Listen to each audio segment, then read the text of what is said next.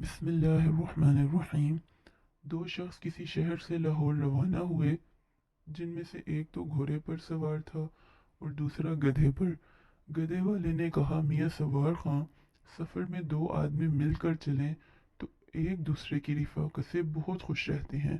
اگر ہم تم ساتھی ہو جائیں تو راستہ بھی اچھا کٹے اور منزل پر بھی اکٹھے رہنے سے خوب آرام ملے۔ سوار نے کہا، بات تو درست ہے، مگر میرا تمہارا ساتھ کیوں کرو؟ جس راستے کو میں ایک پہر میں طے کروں گا تم دن بھر میں بھی مشکل سے کاٹو گے۔ گدھے والے نے کہا، یہ تیزی چند قدموں کی ہوا کرتی ہے، منزل پر آپ اور ہم خدا چاہے صرف گھنٹے آدھ گھنٹے ہی کے وقفے سے پہنچیں گے۔ اس پر سوار نے اور بھی ڈینگ ماری اور آخر یہ فیصلہ کیا کہ اگر آج ہم تم منزل پر برابر پہنچیں گے تو آج ہی سے گھوڑا تمہاری سواری کے لیے دے دیا جائے گا اور میں گدھے پر سوار ہو جاؤں گا۔ اس فیصلے کو گدھے والے نے بخوشی منظور کر لیا اور دونوں ایک ساتھ چل پڑے۔ مگر گدھے اور گھوڑے کا کیا مقابلہ؟ گدھے والے نے کوشش تو بہت کی، لیکن سوار تھوڑی ہی دیر میں خاصی دور نکل گیا اور دوپہر سے پہلے آدھی منزل مار کر ایک تالاب کے سائے کنارے درختوں کے جھنڈ میں قدرے آرام لینے کی نیت سے ٹھہر گیا، اور اس خیال سے کہ گھوڑا بھی خوب چڑھ چگ لے، اس کی باغ دوڑ ڈھیلی چھوڑ کر کسی درخت سے اٹکا دی، پھر خود کھانا کھا کر تازہ پانی پیا۔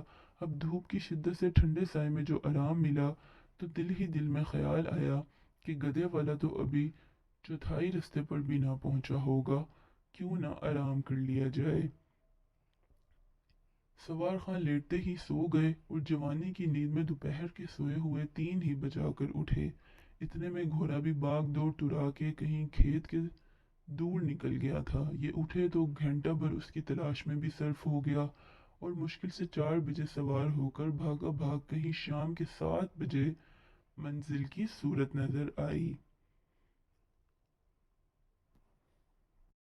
سرائے میں جا کر جو دیکھا تو گدھے والا گدھے اور گھوڑے کے گھاس دانے اور اپنے سوار خاں کے کھانے کا انتظام کر کے چارپائی بچھائے مزے سے بیٹھا باتیں کر رہا ہے۔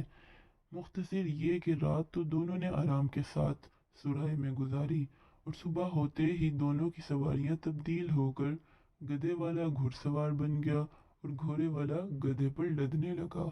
اگر آپ کو ویڈیو اچھی لگی ہو تو پلیز لائک کریں۔